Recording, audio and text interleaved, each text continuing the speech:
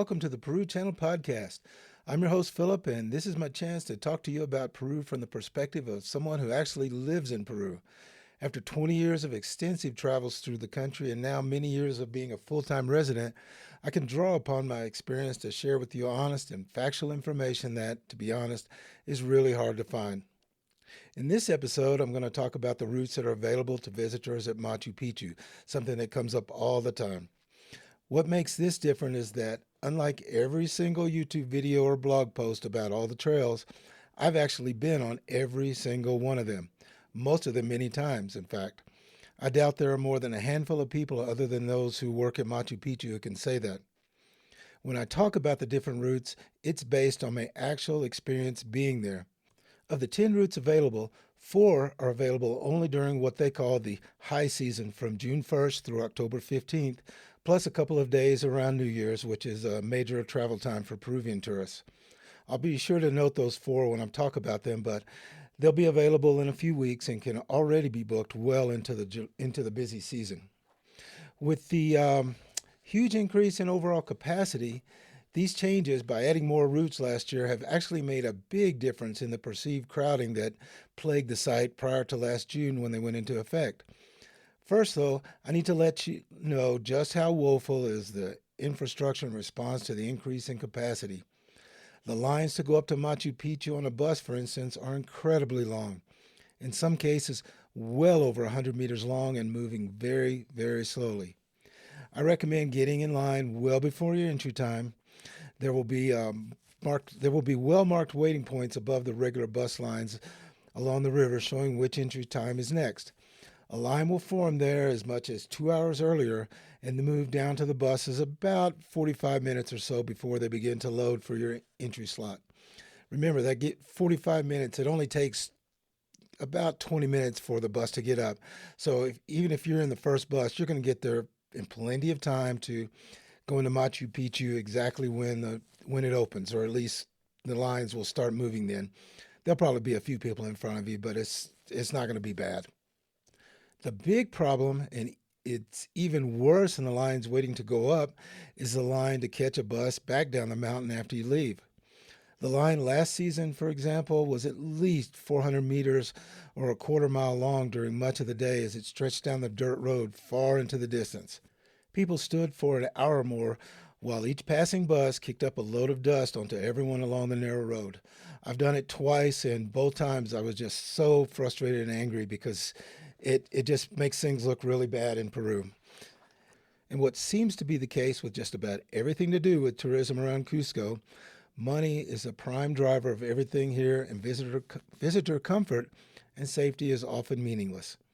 Even the lines to go enter the single small restrooms, and I'm talking one set of restrooms for women and one set of restrooms for men, that line can be really long, which was not a welcome sight for someone coming out of Machu Picchu after spending several hours inside where there are no restrooms available anywhere. Keep all this in mind if you have to catch a train back to Cusco following your visit. You may need as much as 2 hours to get to the train station once you walk out of Machu Picchu. If you're considering walking up or down the foot trail that goes up to Machu Picchu, keep in mind that it's going to take a minimum of 1 hour each way and probably more like an hour and a half.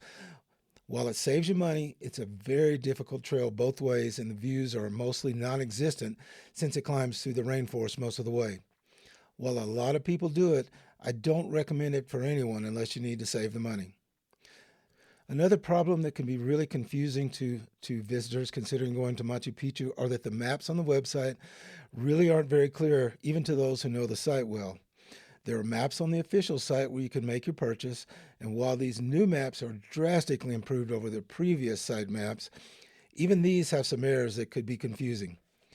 There are also YouTube video links of each of the routes, though these are in Spanish, and looking at a couple of them, they just don't appear to be very helpful even if you speak Spanish.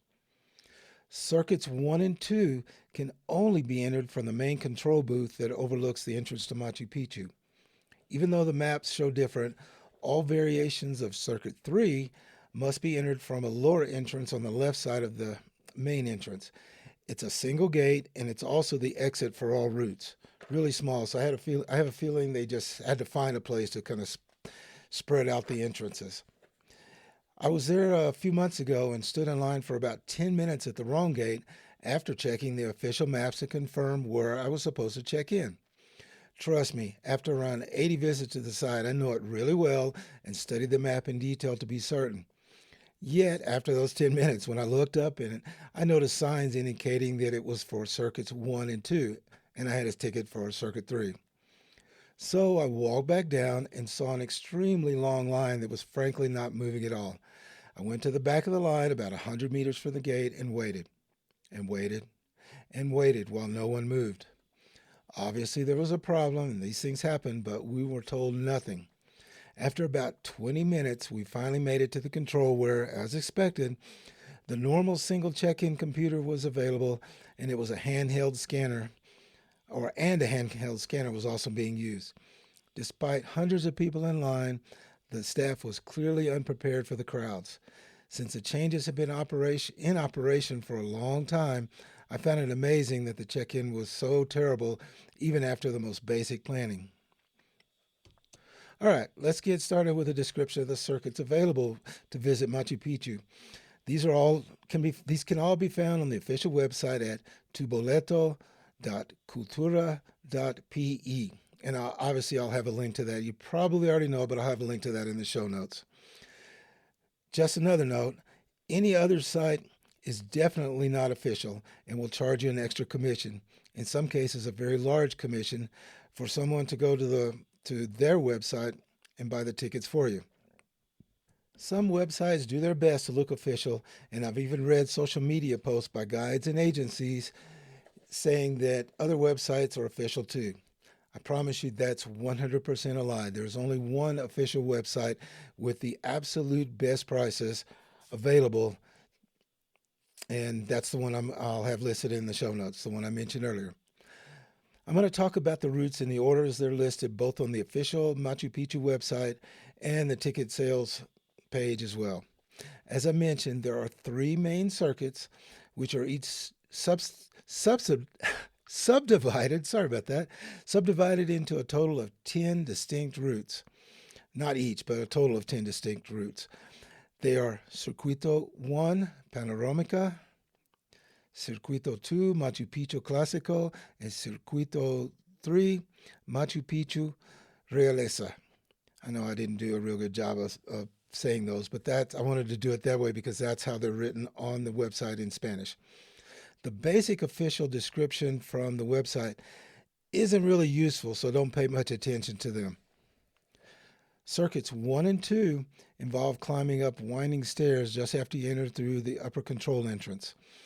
This is going to be a bit of a challenge, and the trick is simply go slow. You'll be moving on the edge of the rainforest and Machu Picchu, which allows for many more places to stop, rest, and get some photos of the main site along the way, something you couldn't do until last year because the route just went through the rainforest, and you couldn't see anything until you suddenly walked out and, oh, there's Machu Picchu. Guides stop at many places along the way to share information that, to be honest, is often not much more than a waste of time, but it's designed to give you a chance to rest. Trust me, feel free to do the same at any time if you're by yourself when you start to get tired, and especially when you're out of breath. There's no reason to rush, as there are no time limits on how long you could visit Machu Picchu. Even though Machu Picchu is considerably lower in altitude than Cusco, it's still very, very high at around 8,000 feet or 2,400 meters. Besides, sometimes climbing up the side of a steep mountainside is going to be a challenge to anyone, even if you're at sea level, much less at 8,000 feet above sea level. Circuit 1 routes split off from Circuit 2 routes near the top with a separate trail to the left that continues to climb a little bit more. Don't worry about that, as the climb isn't that far, well, unless you're going to Inti Punco, which I'll talk about in a moment. The problem is that, or it might be a problem, is that none of the Circuit 1 routes allow you to enter Machu Picchu itself, the main citadel. Most, however, offer some really special paths that are great combined with a Circuit 2 or 3 route on another visit that actually goes into Machu Picchu. Obviously, this involves multiple tickets, but I promise you it's more than worth the extra time and expense, especially considering you're probably investing a lot of money just to get there in the first place. Circuit 3, as I mentioned earlier, starts at what is also the exit gate to the lower right of the main entrance next to the restrooms. It's not that hard to find. Not Trust me, it's pretty easy. And remember that all Circuit 3 routes must enter through that gate. There's very little climbing after the first short climb, which winds between some restored buildings, unless you take one of the special routes, such as climbing Huayna Picchu. As for the individual 10 circuits, here we go, starting with Route 1, or Circuit 1. Route 1A, Montaña Machu Picchu, will take you up to the top of the big mountain that looms over the entire site to the south. I've done it twice, and while it does provide some breathtaking views if the sky is clear, it's a really long hike up and down. For the average person, you can count on at least 2 hours each way. The route's steep and a non-stop climb. Many will find the return even harder, as the constant strain on your thighs with each downward step is just, to me, unrelenting. The same applies to the Huayna Picchu route, except it's even more steep. Also, the steps were made for Inca feet, which were quite a bit smaller than probably yours, so the steps are not very big, which forces you to walk sideways down certain sections to avoid stumbling and perhaps falling, which on a steep mountain trail could be a really serious problem. There is only one spot on the trail that really bothered me, as you have to pass along a narrow path with a massive drop off of over 1,000 feet just a few inches away. It's a relatively short section, but if you're dealing with hikers coming down from the other direction, it can be quite concerning for anyone with even a slight fear of heights, or worse, a fear of plunging off a cliff. Still, keep in mind, you can do it, and trust me, if I can do it, anyone can. It's probably going to be a lot easier for you than it was for me. My solution was to just stay hugging the wall on the inside away from the edge, and it really wasn't that bad, and I certainly don't look that direction. The chances of being able to see much more than you can see from the routes below is fairly minimal, and there's a chance that cloud cover will prevent you from seeing anything at all once you get to the top. The main site of Machu Picchu will be so far below that even if you can get a photo, weather depending, it will look awfully small in the picture. Because of the climb, it's one of the easier tickets to get, but no longer will you be able to pass through the main site of Machu Picchu. Once you return, you'll still be able to stop at the upper viewpoint to get the traditional postcards, photos, and selfies, but nothing more. You can't go inside like you could before. As with all Circuit 1 routes, you then turn back down the exit without actually going into Machu Picchu itself. Next up is Route 1B, Terraza Superior, which only takes you to the upper terrace viewpoint I just mentioned and back down. If all you want is a postcard photo and some great selfies, then this is the route for you. You won't see much else, and you won't get into Machu Picchu itself, but it's still good if you're really short on time, or have already been inside on another route, or if there simply is nothing else available on the day you want to visit or you have to visit. Otherwise, I promise you, stay away from this route. Route 1C, Portada Intipunku, is one of my absolute favorite trails because it takes you along the last section of the famous Inca Trail that comes all the way from Cusco up to the Intipunku, or Sun Gate, where, weather permitting, visitors for centuries have gotten their first glimpse of Machu Picchu from high above. Allow at least 2 to 3 hours to complete the route, but I promise you it is worth it. It's a steady climb, but not steep except for a few steps near the end. And if you take your time and stop frequently, this is a lot easier than it sounds. Stopping not only gives you time to rest, but gives you time to look back where, as always, if the weather cooperates, you'll be blessed with some of the most magnificent views of Machu Picchu and the surrounding mountains that relatively few people ever see. Some of my favorite photos of Machu Picchu came from this route. This route is also only available during the busy season and does include the high terrace viewpoint described above, where hopefully you'll be able to get those great postcard photos to share with your friends on social media. Route 1D, Puente Inca is the same route as Route 1B, except it includes an extension on the out and back trail to the Inca Bridge. That's what Puente Inca means, Inca Bridge. Sadly, the trail ends farther and farther back from the bridge, but you'll still be able to get close enough to see it clearly. It isn't all that popular for some reason, despite being a beautiful hike of about an hour total there and back. The scenery is some of the best around, with lots of opportunity for some beautiful photos of the surrounding mountains. As with all Circuit 1 routes, it does allow you to stop at the upper terraces before making your way back down to the exit. It's also another trail that's only open during the high season. The Circuit 2 routes include the more classic walk through Machu Picchu itself. There are very few differences between Route 2A and 2B, with the only important one for most people being that Route 2A does not include a slight detour to the terrace above where you can get the panoramic postcard and selfie photos of Machu Picchu. It's not quite as good as the upper terrace in Circuit 1 and will certainly be far more crowded, but probably this is where most of the photos you've seen in the past were actually taken, and as this is where most people choose to go. Though the use of selfie sticks is not allowed at Machu Picchu, park rangers have generally been tolerant in this one specific spot. Just don't abuse it and block the views for others or take too long, something I've seen done far too many times by tourists who seem to think Machu Picchu was built for them and everyone else has to wait. It's also possible that this tolerance by the park rangers could end at any time at the discretion of the park staff. Both Route 2A and 2B make their way down the last 100 meters or so of the Inca Trail through the main entrance of Machu Picchu. Route 2A allows for a short detour for view of the Temple of the Sun, or El Torreon, from above. This is where the winter solstice sunlight first shines over the mountain at about 7:20 a.m. each June 21st through a window to a special point inside the temple in a scene very reminiscent of something out of an Indiana Jones movie. Both routes continue to the Sacred Plaza, where you'll see what's known as the Principal Temple and the Temple of the Three Windows. There's also in the Central Plaza a big, relatively flat top stone lying in front of the Temple of the Three Windows.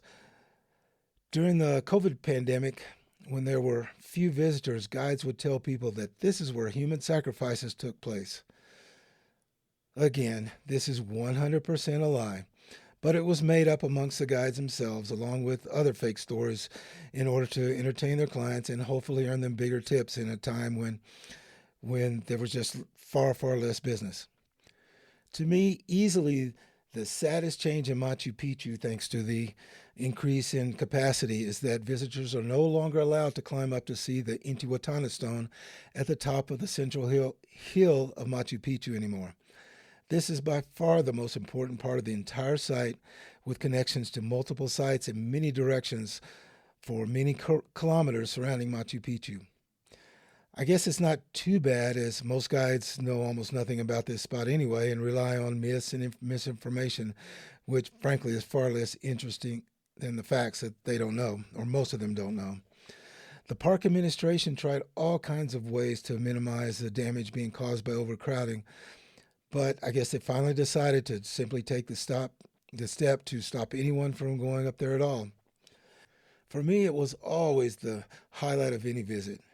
I'm so glad I was able to spend considerable time in the past there taking measurements and photographs and examining the Intihuatana stone and everything up there on the top and their relationships with many, many other places that I promise you very, very few people, if any, know. From the Sacred Plaza, you'll go to the how do you say it? Sagrada Piedra, the sacred stone or the sacred rock, which lies between two reconstructed buildings. The foundation upon which it sits, it looks like a modern reconstruction, but it is in fact original as it was shown in the 1911-1912 photographs taken by Hiram Bingham. Almost every guide there likes to point out that it's a representation of the pointed mountain named Yanantin that sits behind, but that is almost certainly what it was not intended to be. It actually looks more like a mirror image of the mountain Pumasillo in the opposite direction to the west, that's usually not visible due to the clouds. I brought this up with the former director of Machu Picchu when we were walking around up there a few years ago, and he suggested that the sacred stone is actually more likely just a representation of the surrounding mountains in general rather than any specific mountain. This kind of representation was actually quite common in Inca ceremonial sites, and of course, he knows a whole lot more than I do. This is where the route turns back to the east, but there's still a lot more to see. Some changes this year send it down along the lower southeast edge of the main site, where scenes of the last Transformers movie was filmed not long ago. It passes some beautiful Inca masonry, and depending on the time of day, it goes through the Temple of the Condor. That also has a restricted time when it's open. It's even possible to see one of the last remaining sections of red paint that adorns some of the walls, but it's very hard to describe and almost impossible to see on your own. As you make your way along the agricultural terraces past a fountain that still cascades down through the royal residence toward the river, be sure to look back at one of the most beautiful scenes that's behind you on your way out of Machu Picchu. One little note, the water flowing from the fountains no longer actually comes from the original spring about 900 meters on the side of Machu Picchu Mountain. The channel bringing the water has been dry for years, and this water is almost certainly, well, it's certainly piped in, as in the case of a lot of Inca sites. The pipes are covered and no one sees them, sadly, but they're there. Guides like to say otherwise, but it's a nice little myth that it's no longer true, and reality doesn't make much difference if the fountains still flow as they did 600 years ago. It's still a really cool experience to see them. The last group are the Circuit 3 routes, which, as I mentioned before, use the entrance gate below all the others, the same one as the exit gate. Keep in mind that none of these routes go to the traditional and best-known postcard photo spots above Machu Picchu. The toughest route to get tickets for has always been the climb up to Huayna Picchu Route 3A. That's the mountain that rises in the background above the site in all the famous photos that you've seen. It's a very tough, very steep climb with even steeper steps at the top.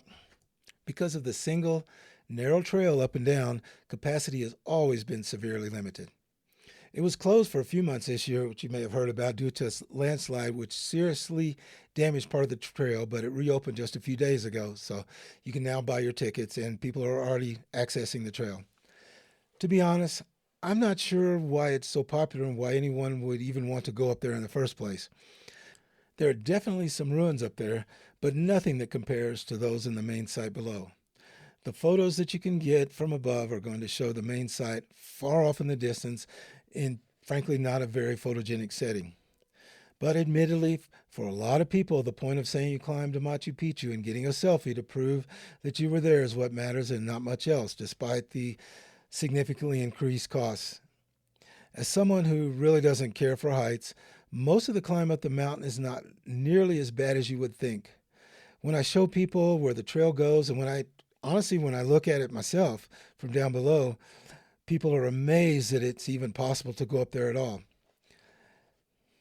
I've done it twice now, and neither time was particularly challenging except for the physical part. Returning was always the hardest part of this hiking this route for me, as the never-ending downward steps just were a beating on my thighs. The views of the surrounding mountains are my favorite part up there. As long as the skies are clear, the views are they're breathtaking, but Machu Picchu itself is so far below that it's not very impressive in any photo I've ever seen taken from Machu Picchu.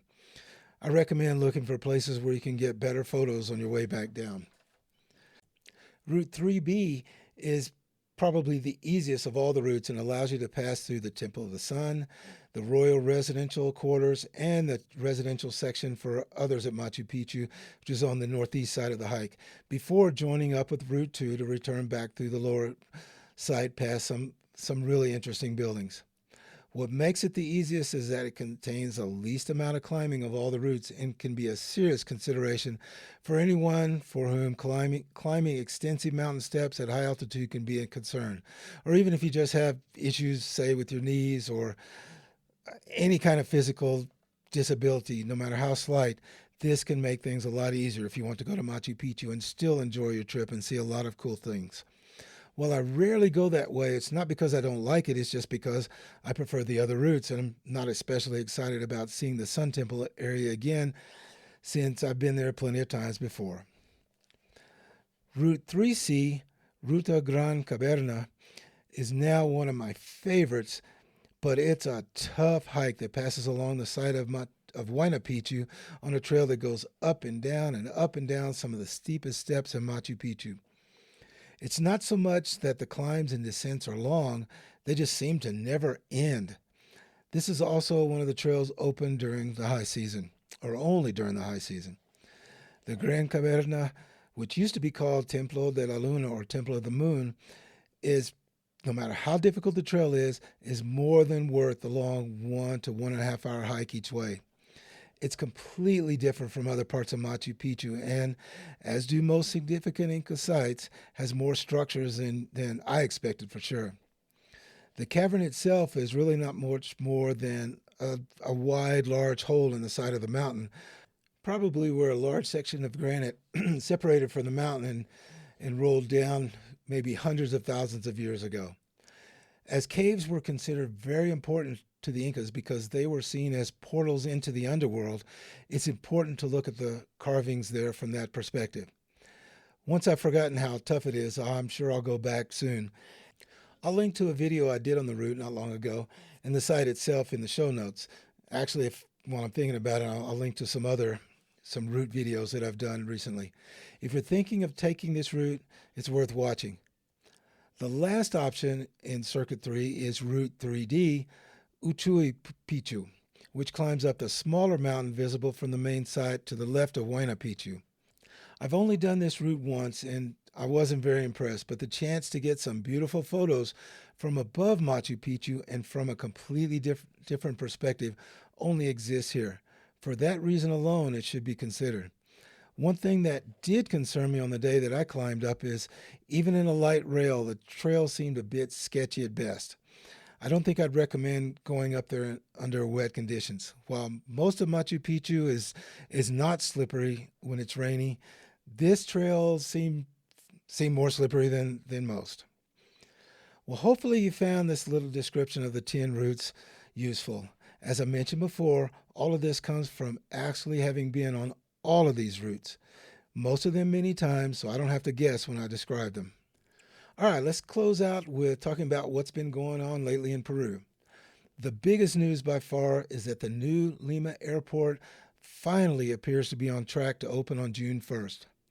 While there have been many delays and it's going to be about a little more than 6 months late, all indications are that, barring something surprising, the old airport will close down at midnight on June 1st and open 12 hours later at noon. This time was set aside, they said, to complete all the necessary shifting of operations to the new terminal. I won't be there on the first day, but I'll be passing through just a few days later and will most certainly be reporting on what I can see. Needless to say, like everyone in Peru, I'm extremely excited to experience the new airport. As always, questions keep coming up about safety in Peru.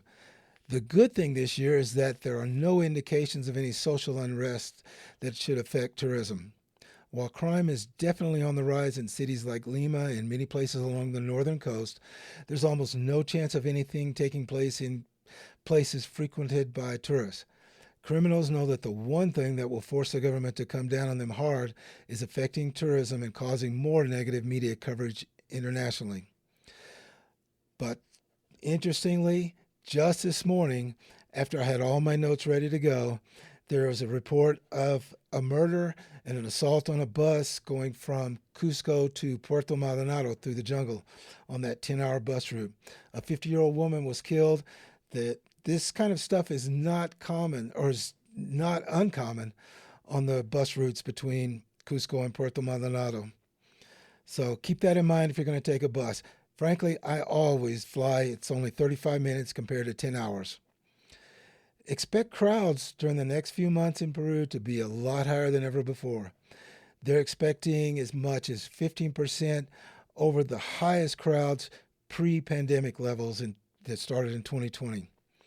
The only concern right now is where the U.S. tourists are going to come because of their concerns upon returning to their country by Immigration and Customs Services. Sadly, there's a growing number of reports of U.S. citizens being detained and questioned, along with confiscation of their electronic devices like cell phones and laptops, without any explanation and without the assistance of any legal representation. Well, this may change. As of now, the number of reports are increasing fairly rapidly for U.S. citizens returning to the U.S. In fact, if you're considering going to the U.S., you're probably well aware that long detentions have been occurring for foreigners and even U.S. Residents who are not citizens returning to the U.S. All right, that's it for this episode. I hope you enjoyed it and found it useful. If you did, please consider sharing it with others. If you have any questions, just leave them in the show notes page, and if I can answer them, I'll try to do so as quickly as possible. Thank you so much for listening, and I hope to see you in Peru soon.